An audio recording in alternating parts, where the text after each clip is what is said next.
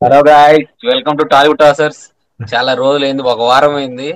ముగ్గురం కలిసి అయితే ఒక నెల అయింది. ఇది ఫస్ట్ వీడియో, ఒక నెల తర్వాత ముగ్గురం కలిసి చేయడం.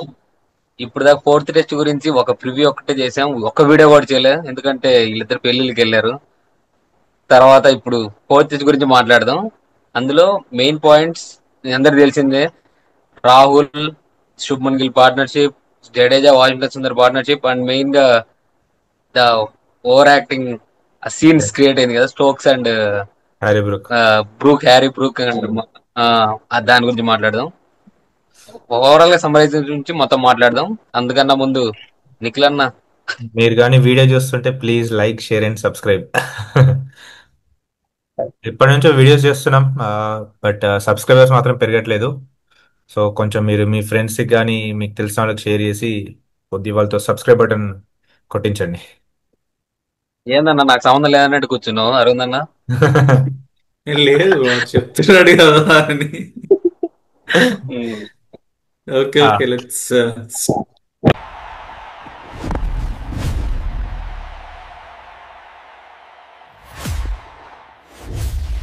Talk about the match.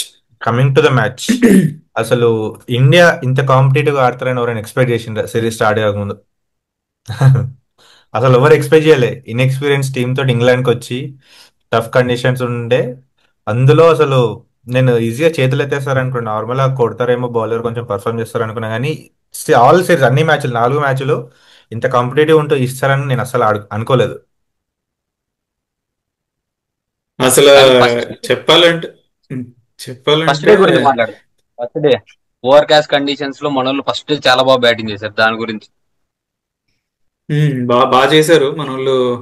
యాక్చువల్గా శుభ్మన్ గిల్ ఇంక మిడిల్ ఆర్డర్లో యాక్చువల్గా అంత బాగా క్యాపిటలైజ్ చేయలేదు, కానీ ఓపెనింగ్ స్టాండ్ ని but later on lower down the order బాగా ఆడారు.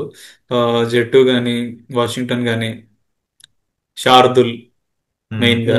సో 380, 360 ఆడ్ అనుకుంటా, చాలా మంచి స్కోర్ అనుకున్నాం అంటిల్ ఇంగ్లాండ్ ప్లేయర్స్ ఆడేంత వరకు.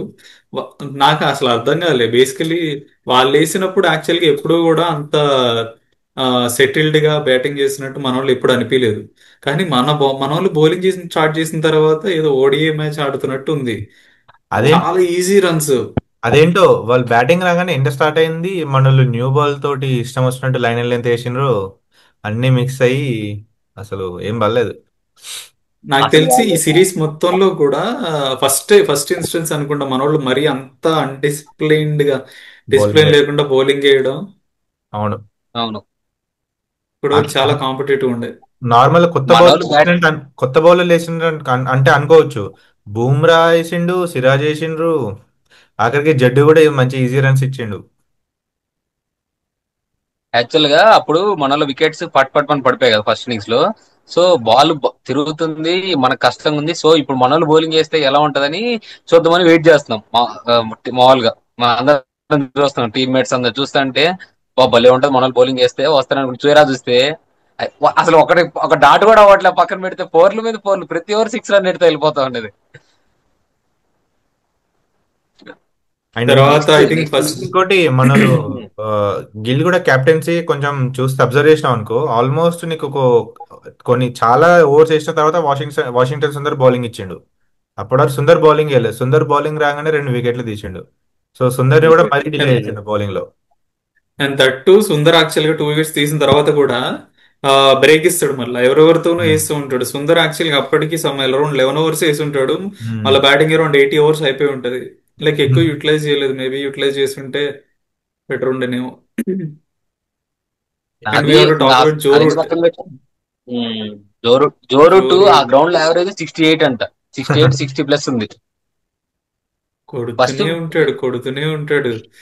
ఒక స్టాట్ నాకు తెలిసి చాలా మంది చూసే ఉంటారు. లైక్ అరౌండ్ 2020 ఆ టైంలో అనుకుంటా, before 2020 Joe Root was the least among the fab 5. Virat Kohli, Williamson, Smith and route.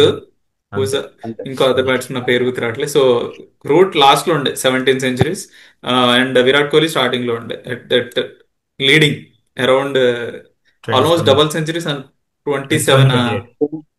ఉమ్, కానీ ఇప్పుడు చూసుకుంటే రూట్ ఆ 17 కి ఆల్మోస్ట్ ఒక 21 దాకా యాడ్ చేశాడు. ఈ ఇంకా విరాట్ కోహ్లీ ఓన్లీ 4 సెంచరీస్ చేశాడు ఈ పీరియడ్ లో.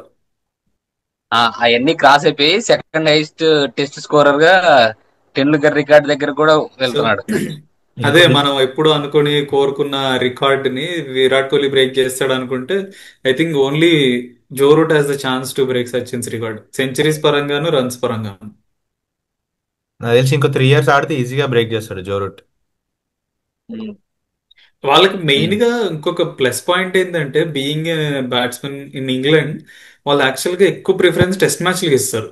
వరల్డ్ క్రికెట్ లో అందరికంటే ఎక్కువ టెస్ట్ మ్యాచ్ ఆడేది ఇంగ్లాండ్. సో అది కూడా ఒక మంచి ఛాన్స్ రూట్ కి బ్రేక్ చేయడానికి. ఉమ్.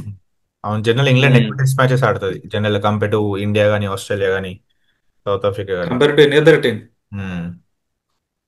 సో ఓకే, అది పక్కన బాగా పెట్టేస్తే డే 3 వద్దాం. ఆ, డే 3 అసలు డే 3 ఇంకా వాళ్ళు ఆడేసరి ఇంకా వాళ్ళ స్కోర్ 660 50. బ్రో ఆ స్కోర్ చూసాక ఎవరు ఇంకా ఇండియా ఏముంది అయిపోయింది. అందులో ఫస్ట్ 3 ఓవర్స్ లో 2 వికెట్స్.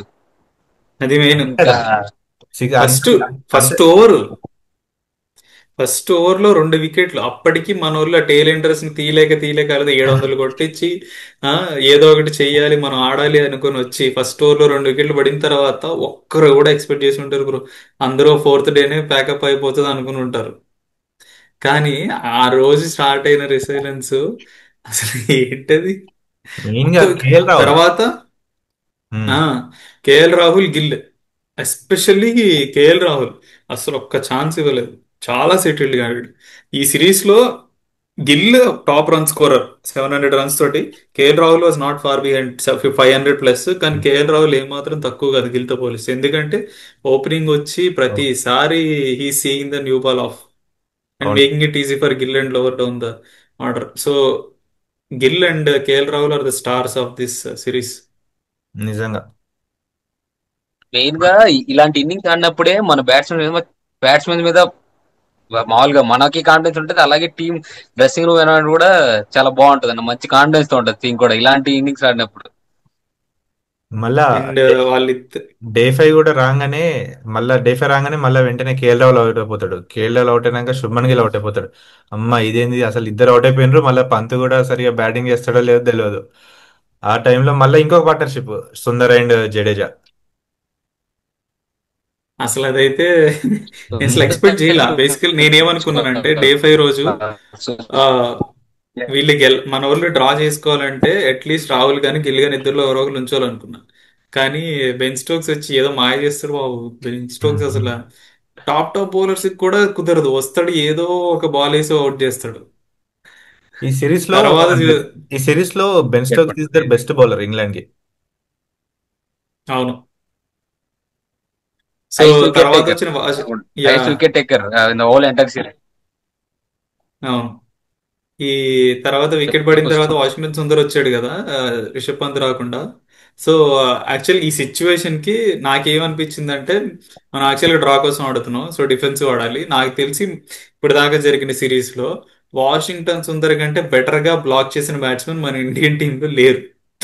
అంత నిజంగా. బాగా డిఫెన్స్ ఆడాడు, అంత బాగా డిఫెన్సివ్ గాని బ్లాక్ చేస్తూ లాంగ్ ఇన్నింగ్స్ లో ఆడుతూనే ఉన్నాడు, స్కోర్ చేయలేదు కానీ. సో ఆ డిఫెన్స్ చాలా బాగుంది. So perfect man for the situation అనుకున్నా. అలాగే జట్టు రావడం, జట్టుకు ఫస్ట్ బాల్ ఒక లైఫ్ దొరకడం, అదే కదా. అన్ని కలిసి వచ్చి మన వాళ్ళు క్రేజీ స్టాండ్ ఇంకోటి వాషింగ్టన్ ఏమన్నా ఆడారా. అబ్జర్వ్ చేస్తే ఫ్యూచర్ లో ఇండియాకి నెంబర్ 3 ఆడే బ్యాటింగ్ పొటెన్షియల్ ఉంది వాషింగ్టన్ సుందర్కి. నేను అదే చెప్దాం అనుకుంటున్నా. ఎందరు మంది ట్రై చేస్తున్నారు కదా, అవును. వాషింగ్టన్ ట్రై చేయడం చాలా బెటర్. ఎందుకంటే నీకు ప్రాపర్ ఆల్రౌండర్ దొరికినట్లు కూడా ఉంటుంది వాషింగ్టన్ నెంబర్ 3 ట్రై చేస్తే. ఇంకొకరిని ఎందుకంటే బట్ పెట్టుకోవచ్చు ఇట్స్ స్పిన్ వెరీ బౌలర్ కానీ. I think it's very hard. ఎందుకంటే టాప్ బ్యాట్స్మెన్ ఉంటారు.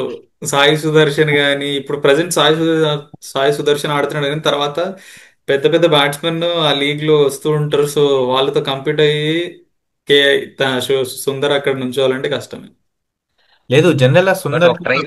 బిగ్గెస్ట్ డిసడ్వాంటేజ్ ఏంటంటే అటు కంప్లీట్ గా బౌలర్ గా చూడరు, ఇటు కంప్లీట్ గా బ్యాటర్ గా చూడరు సుందర్ని.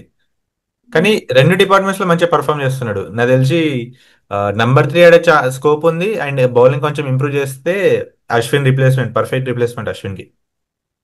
ఇంకా ఇప్పుడు మనకి అశ్విన్ వెళ్ళిపోయాడు, జడేజా ఉన్నాడు. కానీ ఫ్యూచర్ లో Ashwin or Jadeja type of kind of bowler ఎవరైనా ఉన్నారంటే మనకు వన్ అండ్ ఓన్లీ ఆప్షన్స్ ఉందరు. ఉమ్. స్పిన్ బాగా వేస్తూ బ్యాటింగ్ బాగా చేసేది. సో ఇంకా వాళ్ళిద్దరూ చాలా బాగా.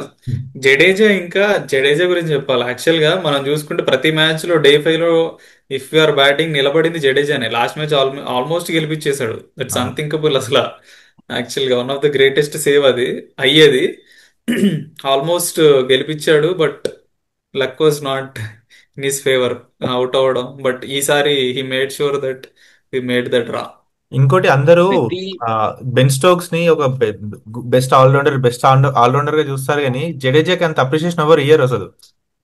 నువ్వు కంపేర్ చేసుకుంటే బెన్ స్టోక్స్ కంటే జడేజాకే మంచి రికార్డ్స్ ఉన్నాయి, యాజ్ ఎ బ్యాటర్ గానీ యాజ్ ఎ బౌలర్ గానీ. బట్ ఎందుకో జడేజాకి ఆ రికగ్నిషన్ రాదు. యా మ్యాచ్ అంటే అంటే మ్యాచ్ విన్నింగ్స్ పర్ఫార్మెన్సెస్ స్ట్రోక్స్ నుంచి చాలా ఉంటాయి అన్న.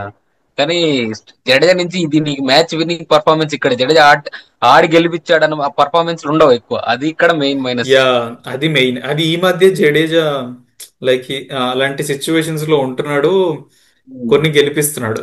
He's um. Making sure he's winnowing.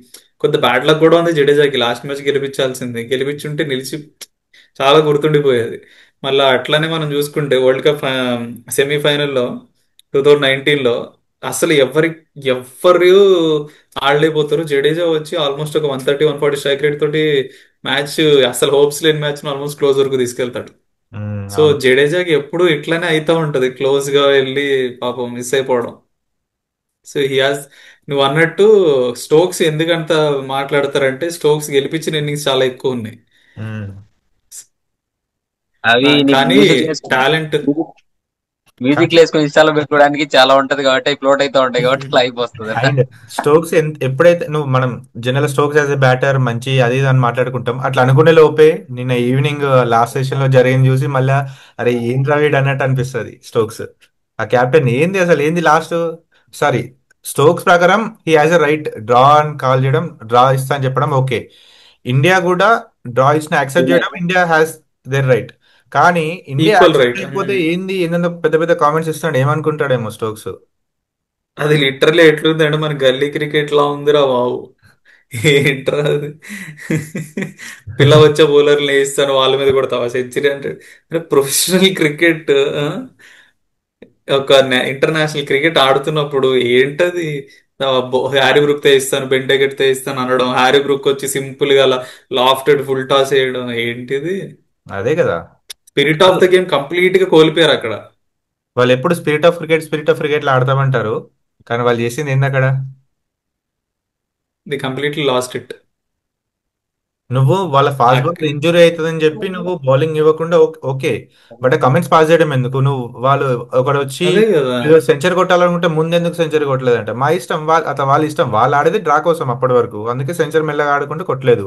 ఇంకొకరు వచ్చి నువ్వు బెండెకెట్ జాక్ రోల్ మీద సెంచరీ కొడతావా, హ్యారీ బ్రూక్ బౌలింగ్ లో సెంచరీ కొడతావా అంటే నువ్వు మరి జోఫ్రా ఆర్చర్తో బౌలింగ్ ఏం చదవండి, మరి ఎందుకు అది నువ్వు. ఎట్లుందంటే ఆడను జోఫ్రా ఆర్చర్ కాకుండా ఫ్లింట్ ఆఫ్ ని ఆండర్సన్ తీసుకొచ్చినా మనకు సెంచరీ కొట్టేవాళ్ళు. వాళ్ళ దగ్గర సోర్సెస్ అది లేక వాళ్ళు వేపించారు కానీ దానికి ఒక యాడ్ చేశారు ఇది మసాలా. అది కూడా కాదు. వాళ్ళిద్దరూ ఆల్మోస్ట్ 90s దగ్గరలో ఉన్నారు. అప్పుడు వచ్చి వీళ్ళ మీద సెంచరీ కొడతా అంటే 90 రన్స్ కొట్టింది ఎవరి మీద? అదే ఆర్చర్ మీద, కదా. ఓక్స్ మీద, స్టోక్స్ మీద. అది కదా మెయిన్. ఆ. అది కొట్టింది ఎవడి మీద? వీళ్ళ మీద కొట్టింది. అంత మంచి మంచి బౌలర్స్, ఇంకా పెద్ద బౌలర్ లేడు నీ దగ్గర ఆ, వేయించుకోవడానికి. అది యాక్సెప్ట్ చేయలేవు. ఒకటేంటంటే ఫుల్ ఫ్రస్ట్రేట్ అయి ఉన్నాడు రా. ఆ, నిజంగా. వాళ్ళందరూ ఫ్రస్ట్రేట్ అయి ఉన్నారు. ఆ, మా ఫుల్ ఫ్రస్ట్రేట్ అయిపోయారు, మేము గెలవలేకపోతున్నాం, వికెట్ తీయలేకపోతున్నాం అని బాధలో ఉన్నాడు, ఫ్రస్ట్రేషన్ లో ఉన్నాడు. ఆ ఫ్రస్ట్రేషన్ తోటి ఎట్లా అంటే వీళ్ళు కూడా సెంచరీ చేయొద్దు, అదే కదా. మేము మేం ఉమ్, బాధపడాలా ఈ అదొక బాధలో, మీరు మీకు ఇదంతా హ్యాపీనెస్ ఉండొద్దు అన్నట్టు. ఇదంతా కాంట్రవర్స్ లో చాలా మంది మర్చిపోతుంది ఏంటంటే వాళ్ళు 157 ఓవర్స్ లో తీసింది 4 వికెట్లు, అందులోనూ 2 వికెట్లు ఫస్ట్ ఓవర్ లోనే పడతాయి, మిగతా 156 ఓవర్స్ లో అదే తీసింది 2 వికెట్లు.